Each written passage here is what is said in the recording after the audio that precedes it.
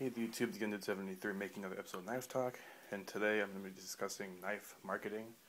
Now, knife marketing, like any other type of marketing, there's basically, for knives, there's going to be probably three main divisions of it. There's what's called, that's what I have out here. These are the three, basically. Each representative of one school of thought on marketing. There's like production marketing, which basically means that sort of the if you build it, they will come type mentality. Then you have companies that use like sales-driven marketing where they'll try and get you to just come in, buy at like a low price. They'll have some crazy deal or something. Then you have market-based marketing, which is basically that you're trying to convince people that the product is worth the money.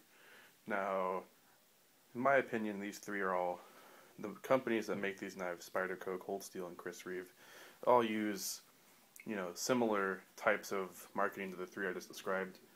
Quickly, I think the Para2, well, not Para2, I think Spyderco uses more market-based advertising when they do advertise.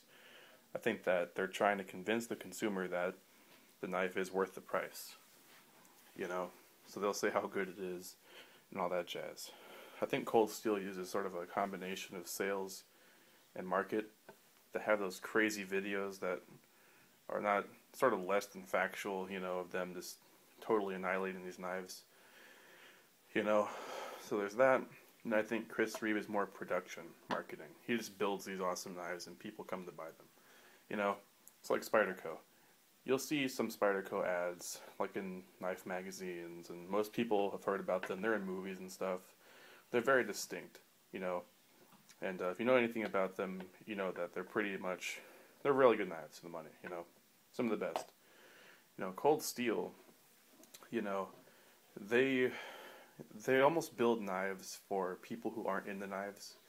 Like they have all their swords and war clubs and boomerangs and shields and stuff like that are sort of mall ninja.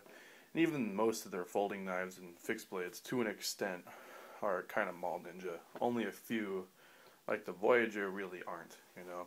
This is just it's a good solid knife, but some of them are just kind of wonky and crazy.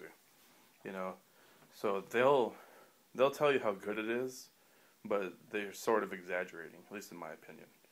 They'll say, oh, it has the amazing premium AUS 8 steel, and if you're in the knives, a red flag goes up and you say, premium AUS 8? What? Then you have like Chris Reeve knives. You don't really see too much on Chris Reeve knives. They're basically like word of mouth and on the forums. He's a fairly small volume company. I think he makes less than 1,000 of each model a year, So I mean, by production standards, that's fairly low. But so he doesn't really need to sell that many knives compared to a company like Spyderco or Cold Steel. He's smaller size, smaller volume. So he can just have like a sub-forum on Blade forums and maybe take out one or two advertisements and hit up the trade shows, and he's pretty much good to go. And all his knives are sold and or back ordered. So, I mean, other types of like the marketing and stuff, like Spyderco, if you see an ad from them, you'll notice it's more like humorous. Like they'll put, this is a quick example. Segway. This is the 2012 catalog. You can see they have like knives out in the mountains, And let me get another example out of this catalog. Pretty good catalog, by the way. I'll try and find what I'm talking about right quick. Here's one. Perfect example. They have a guy riding a salt surfboard, And then you think about that and you laugh. And then when you find it funny, you remember it. So all this the different kinds of marketing they use, which is interesting to me, because I'm taking a marketing class right now. So it's like all this. I had this idea before, but then like I had the class, and now it's sort of like I look at everything differently when it comes to marketing. So thanks for watching, guys. I appreciate the views and support and requests, and I'll see you in the next video. Bye.